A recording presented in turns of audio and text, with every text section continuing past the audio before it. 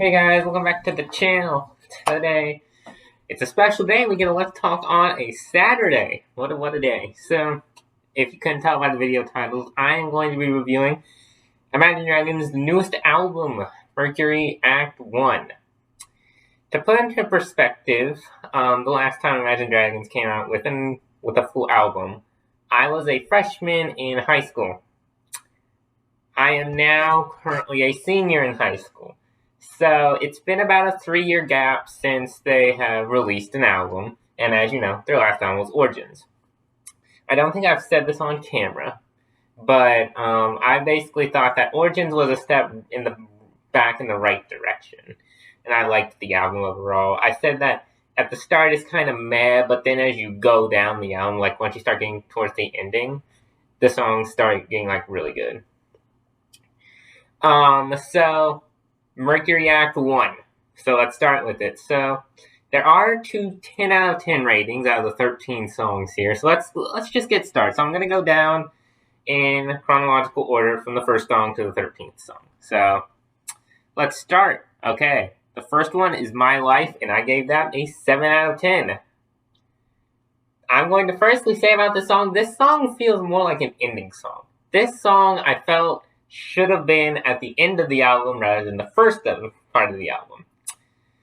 You know, it felt more like a closer instead of an opener, but it was a good song. I mean, I am comparing this overall just to Imagine Dragons songs, by the way. I'm not comparing this to I'm only comparing this to other Imagine Dragons songs that I remember.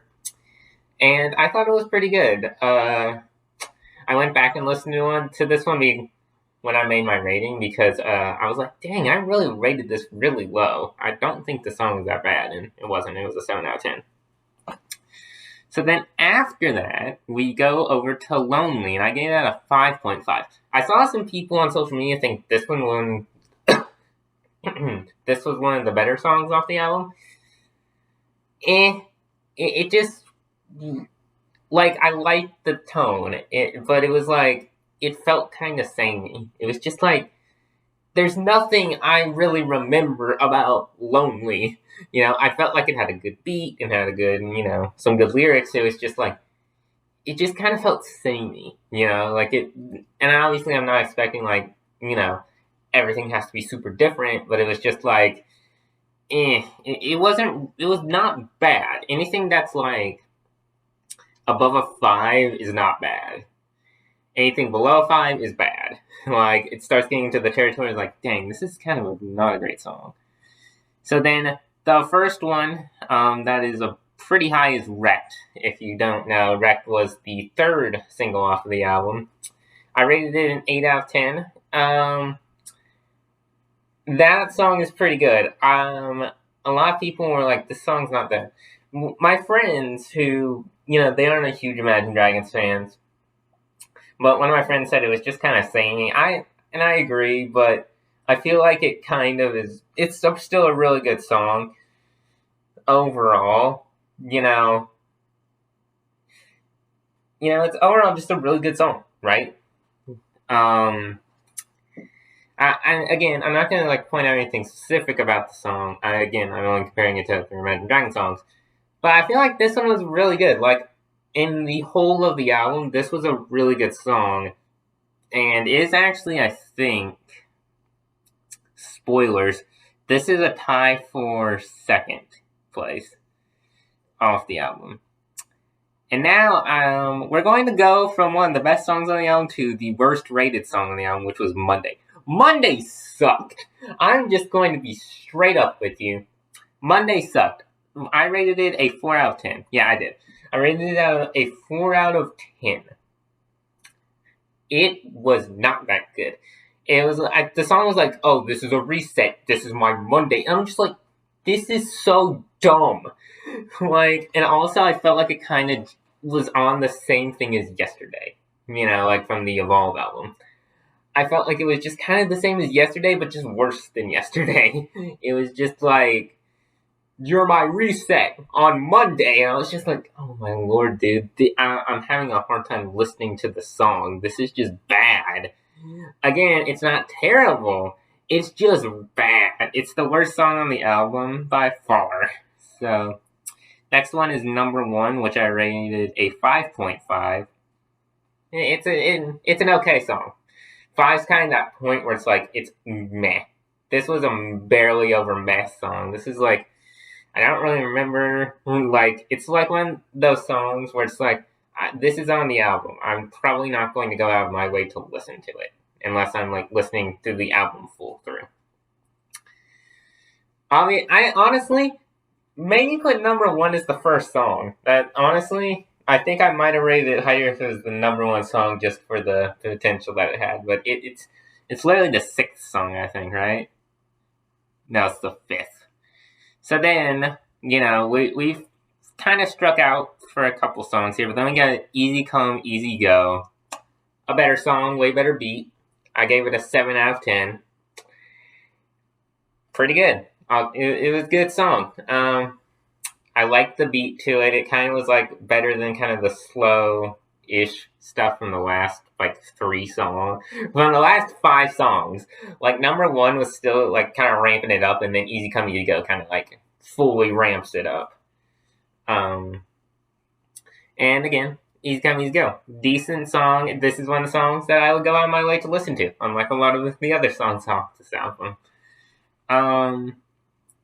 Next up, we have Giants.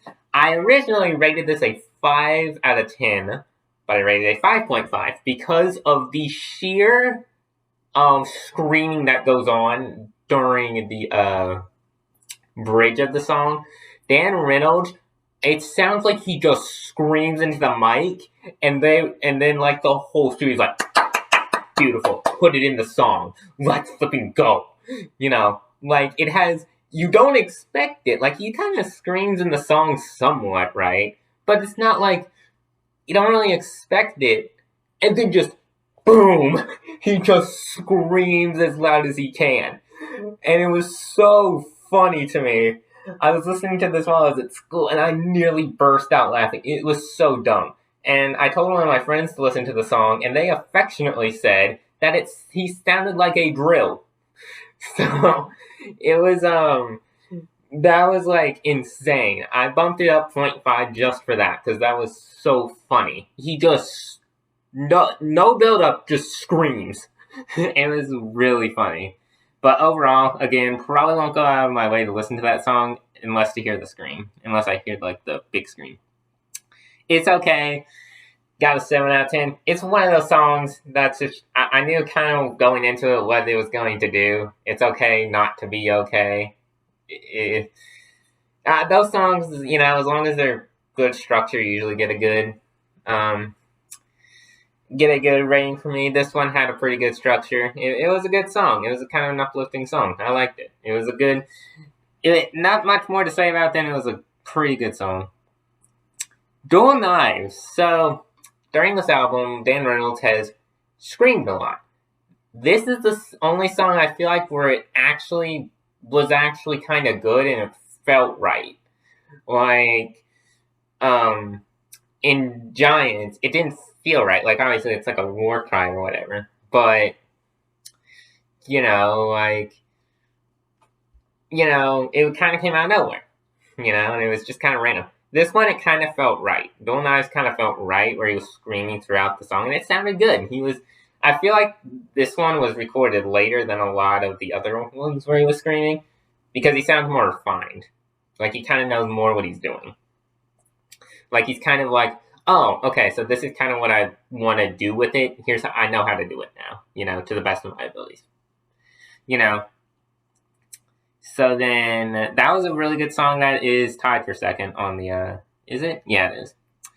So then, the first 10 out of 10 obviously goes to Follow You. This was the first single off of the album. I thought this was really good. Good rhythm, good beat. 10 out of 10, as I just said. But, Follow You, great song. I don't think it just kind of felt weird overall in the context of the album. But, overall it's a good song. I just kind of feel like it was kind of weird where it was, kind of in the album.